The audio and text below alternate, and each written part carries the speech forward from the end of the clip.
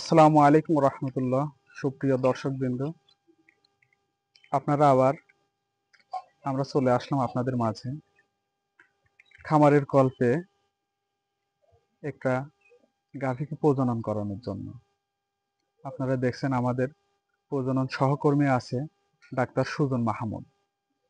এখন আমরা এসিআর কোম্পানির SL 87% বীজ দিয়ে প্রজনন করাবো ইনশাল্লাহ।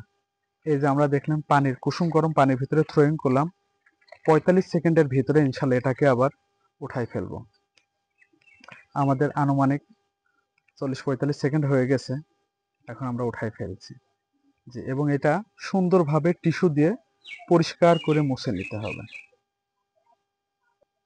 হ্যাঁ, আমরা পানিতে থ্রোয়িং করার পরে এখন আমরা গানটা শীটে প্রবেশ করালাম। ইনশাল্লাহ এরপরে আমরা গাভীতে প্রতিস্থাপন করব। মেলা এক জায়গা নেই। আসসালামু আলাইকুম।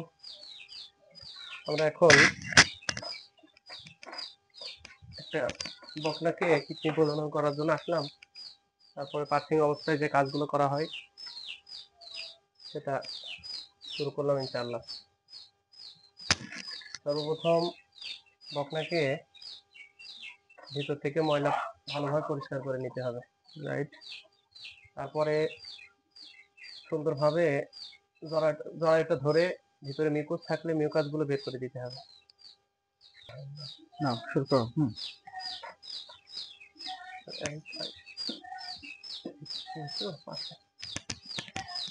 আমাদের ভিতর থেকে ময়লা পরিষ্কার করা হয়ে গেছে। তারপরে পার্সিং অবস্থায় যে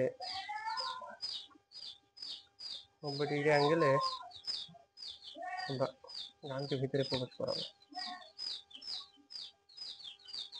তারপরে সুন্দরভাবে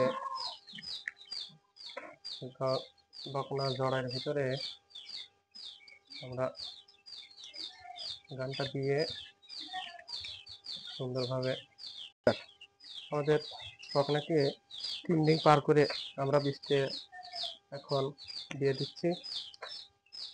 তারপরে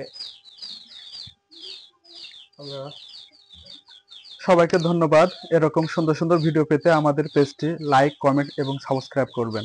আসসালামু আলাইকুম রহমতুল্লাহ।